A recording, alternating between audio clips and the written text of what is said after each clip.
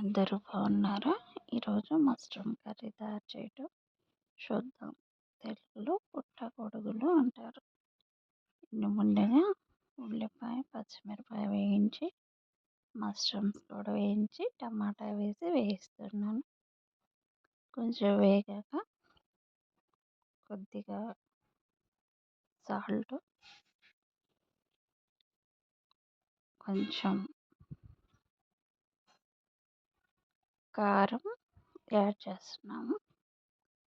ఈ ఉల్లిపాయలతో పాటే కొంచెం అల్లం చిన్నిపాయ పేస్ట్ కూడా వేసి వేయించాను. ఇప్పుడు కారం యాడ్ చేస్తున్నా. ఇది మొత్తం కలిసేలా కలిపేసి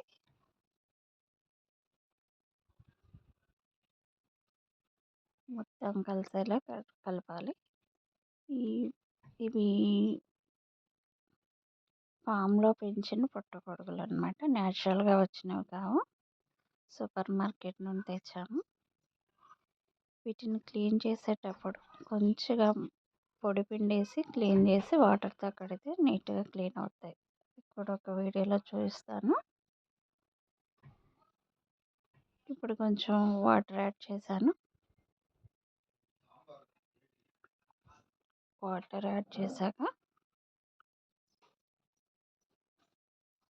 దీనిలో కొంచెం వేయించిన శనగపప్పు, అదే పుట్నాల పప్పుని మెత్తగా పౌడర్ చేసుకొని వాటర్లో వేసి కలిపితే కూర టేస్ట్ బాగుంటుంది. ఇది మనం పూరీ కూర కలిపినట్టు కలిపి వేయాలి. పుట్నాల పప్పు పౌడర్తో చేస్తారు, లేదా జీడిపప్పు పేస్ట్ వేసి చేయొచ్చు. ఏదైనా గ్రేవీ కోసం కొంచెం కొబ్బరి పేస్ట్, జీడిపప్పు పేస్ట్ ఏదో ఒకటి యాడ్ చేస్తే కూర కలిసి వస్తుంది. ఈరోజైతే నేను పుట్నాల పప్పు, వేయించిన శనగపప్పు మెత్తగా గ్రైండ్ చేసి కలిపాను. ఇది కొంచెం దగ్గర పడ్డదాకా ఉంచి ఉడికిస్తే సరిపోతుంది. మంచిగా ఉడుకుతుంది, బబుల్స్ కూడా ఫామ్ అవుతున్నాయి, మంచి స్మెల్ కూడా వస్తుంది. కొద్దిగా లాస్ట్లో ఒక అర స్పూన్ గరం మసాలా యాడ్ చేస్తే సరిపోతుంది.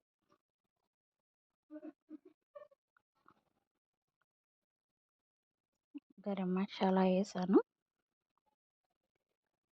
గరం మసాలా వేసాక మళ్ళీ ఇంకోసారి తిప్పేసి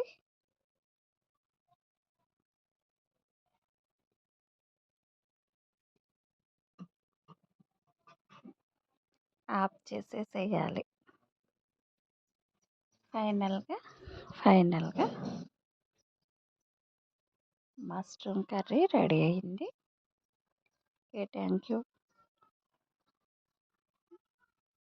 వీడియోస్ చూస్తున్నందుకు అందరికీ థ్యాంక్స్ అండి.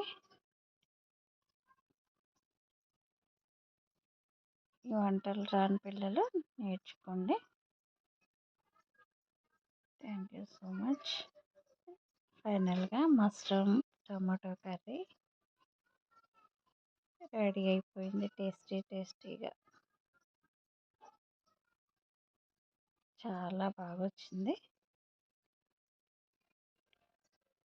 దీన్ని ఒక గిన్నెలో తీసి సర్వ్ చేయడానికి పెట్టాను. Thank you so much.